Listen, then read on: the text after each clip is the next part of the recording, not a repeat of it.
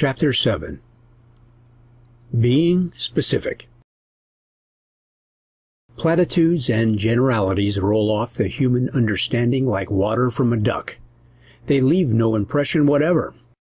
To say best in the world, lowest prices in existence, etc., are at best simply claiming the expected, but superlatives of that sort are usually damaging. They suggest looseness of expression, a tendency to exaggerate, a carelessness of truth. They lead readers to discount all the statements that you make. People recognize a certain license in selling talk as they do in poetry. A man may say, "supreme in quality," without seeming a liar, though one may know that other brands are equally as good. One expects a salesman to put his best foot forward and excuses some exaggeration born of enthusiasm. But just for that reason, general statements count for little, and a man inclined to superlatives must expect his every statement will be taken with some caution. But a man who makes a specific claim is either telling the truth or a lie. People do not expect an advertiser to lie. They know that he can't lie in the best mediums. The growing respect for advertising has largely come through a growing regard for its truth. So a definite statement is usually accepted. Actual figures are not generally discounted. Specific facts, when stated, have their full weight and effect. This is very important to consider in written or personal salesmanship. The weight of an argument may often be multiplied by making it specific. Say that a tungsten lamp gives more light than a carbon, and you leave some doubt. Say that it gives 3 1/3 times the light, and people realize you have made tests and comparisons. A dealer may say, "Our prices have been reduced," without creating any market impression.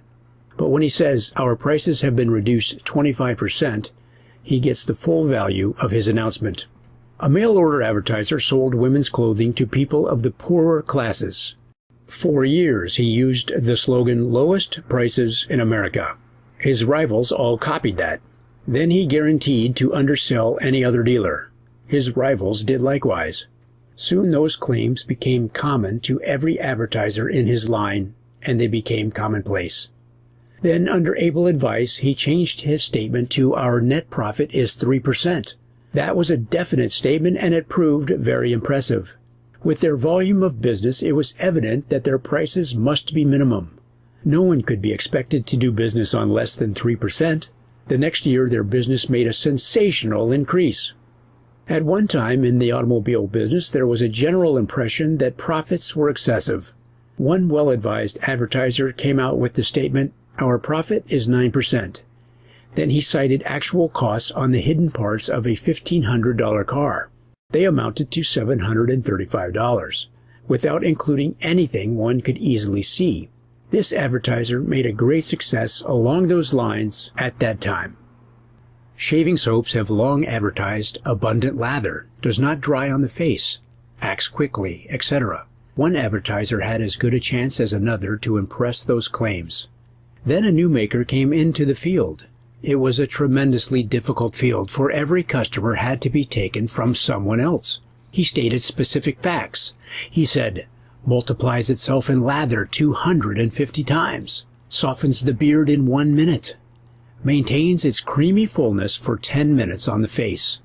The final result of testing and comparing 130 formulas." Perhaps never in advertising has there been a quicker and greater success in an equally difficult field. Makers of safety razors have long advertised quick shaves. One maker advertised a 78-second shave. That was definite. It indicated actual tests. That man at once made a sensational advance in his sales. In the old days, all beers were advertised as pure. The claim made no impression. The bigger the type used, the bigger the folly. After millions had been spent to impress a platitude, one brewer pictured a plate-glass room where beer was cooled in filtered air. He pictured a filter of white wood pulp through which every drop was cleared.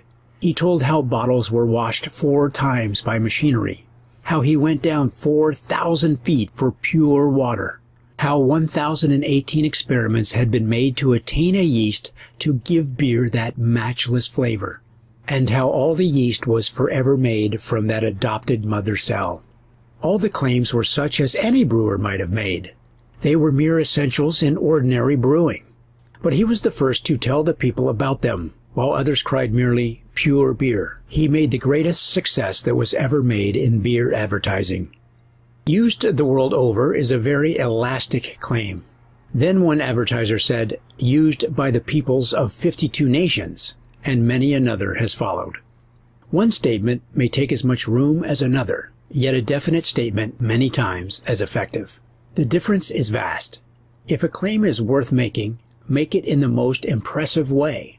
All these effects must be studied. Salesmanship in print is very expensive. Every word you use may cost $10 to insert. A salesman's loose talk matters little, but when you are talking to millions at enormous cost, the weight of your claims is important. No generality has any weight whatever. It is like saying, "How do you do?" when you have no intention of inquiring about one's health. But specific claims, when made in print, are taken at their value.